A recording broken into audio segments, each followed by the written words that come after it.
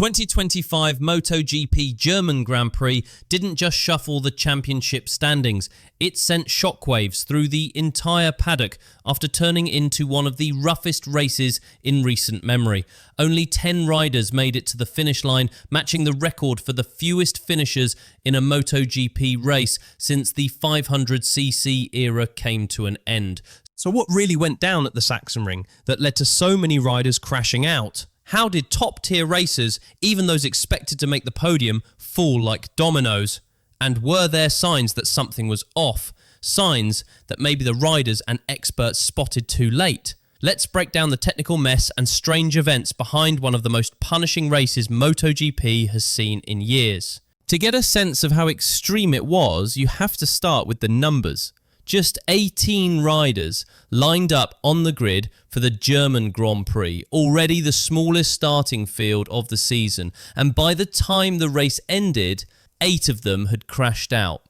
That left only 10 riders to collect points, tying the MotoGP era record for lowest number of finishers, which last happened at the 2011 Australian Grand Prix.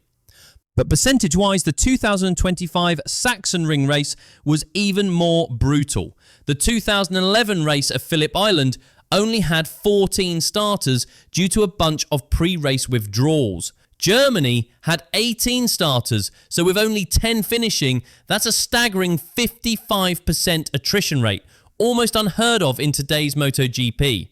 Some big names were among the fallers: Pedro Acosta, Marco Bezzecchi, Fabio Di Giannantonio, Miguel Oliveira, Johan Zarco, Lorenzo Savadori, Joan Mir and Ayagura. And these weren't just backmarkers. Most were running well inside the top 10 and a few were serious podium threats. So what was the main issue? Turn 1. While Oliveira and Acosta went down elsewhere on the track, the vast majority of the crashes happened in the first turn. A right-hander that has a reputation for punishing aggressive moves. It's the first significant right turn after a string of quick-flowing left-handers, which leads to a pretty big problem. The right side of the tyre gets cold. That issue was made even worse by Saturday's rain, which meant riders didn't get enough dry practice time to properly prepare. Fermin Aldeguer, who ended up finishing an impressive 5th, had already learned this lesson earlier in the weekend. "I crashed there on Friday," he said. "You spend most of the lap on the left side of the tyre. So, when you finally lean right, the temperature isn't quite there. But you feel just as confident as on the left. Then, the rear pushes out and you go down. That's how those mistakes happen." It was this exact issue that took out Fabio Di Giannantonio, Marco Bezzecchi, Johan Zarco, Savadori and Agura, all in the same spot. Zarco summed it up simply when asked what went wrong. "Cold tyre," he said. "The tyre was under 70 degrees Celsius. I saw the yellow flag for Di Giannantonio's crash, thought everything was under control, but then, going downhill, leaned into the corner and lost it." Both Di Giannantonio and Bezzecchi were sitting in second behind Marc Marquez when they went down. These weren't wild, desperate moves. They were split-second misjudgments made while riding at the razor-sharp limit needed to keep up with Marquez, who was managing the front brake with absolute precision. "I braked 5 meters later than the lap before and leaned 3 degrees more," Di Giannantonio explained, "and that was enough to lose it." It was a crushing moment for the Italian, who had jumped from 7th on the grid to 2nd in just a few laps, and was the only one matching Marquez's early race pace. Still, his reaction afterward was unexpectedly positive. "We have to look at the positives," he said. "We were quick, we were right there, we were the only ones close to Marc, and here he's just unbeatable. That shows we're improving, getting stronger. We should be really happy and smiling. In Brno, we'll come back better." Bezzecchi also didn't think he had pushed too hard. Ironically, he believed it was the opposite, that trying to ease up a little and ride more safely led to his fall. "The moment the rear came in line with the front, I had a bit of understeer going into that slight downhill mid-corner," he said. "I slowly lost the front and just couldn't save it." Lavati summed it up perfectly. Every time someone looked ready to challenge Marquez, it just didn't work out.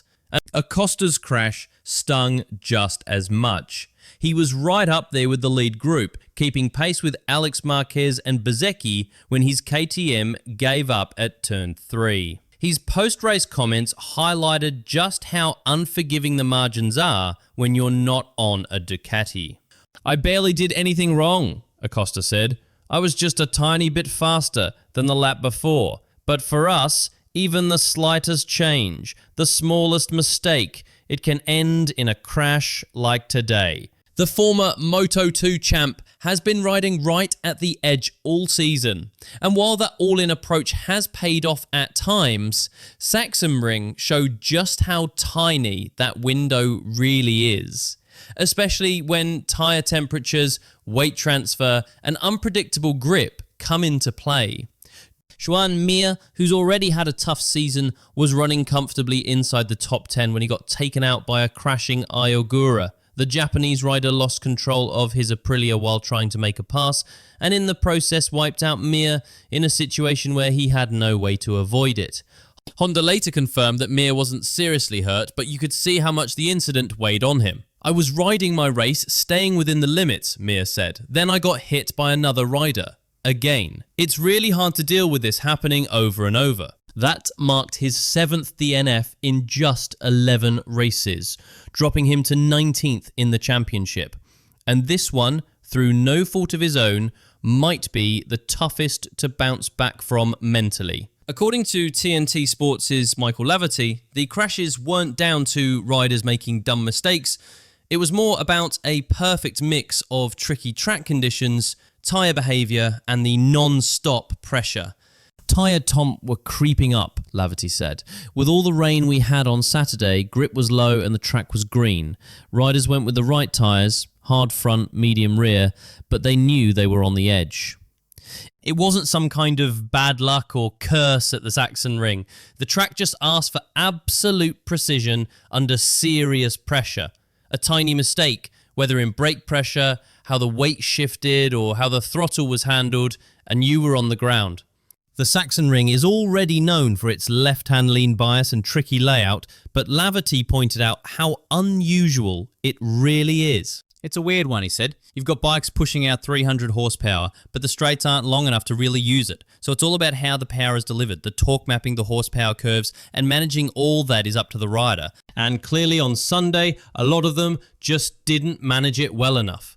In the middle of all the chaos, only 10 riders managed to finish the race. Right behind Marc Marquez, it was his brother Alex who kept things clean to grab second place. Francesco Bagnaia came in third and was quick to admit afterward that his podium finish had more to do with luck than pure skill. Say. Michael Laverty pointed out that even Pecco had raised concerns about the unusual grip levels at turn 1 before the race even started. He sensed there could be problems, and he was right.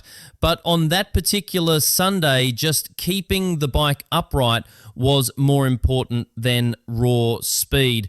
Firmin Aldeguer, Brad Binder, and Luca Marini also made it through, wrapping up the top 6. For Aldeguer in particular, it was a weekend that showed how much he's grown. After crashing on Friday, he adapted and stayed sharp, something that even some veteran riders failed to do. Now, as the MotoGP paddock heads to Brno, returning to the calendar for the first time since 2020, the questions from Sachsenring are far from settled. Was turn 1 just a fluke, or is it a warning sign that today's MotoGP bikes are getting too advanced for some of the older circuits? Will riders start approaching the opening laps more cautiously in cool conditions? And maybe the biggest question, could this brutal race lead to changes in how tyre warm-ups or minimum pressures are handled? One thing's for sure, Sachsenring 2025 will be remembered as one of the most chaotic, confusing and eye-opening races in recent MotoGP history. It pushed riders to their limits and highlighted just how thin the line is between reaching the podium and sliding into the gravel. As Laverty summed it up, some weekends just catch even the best out.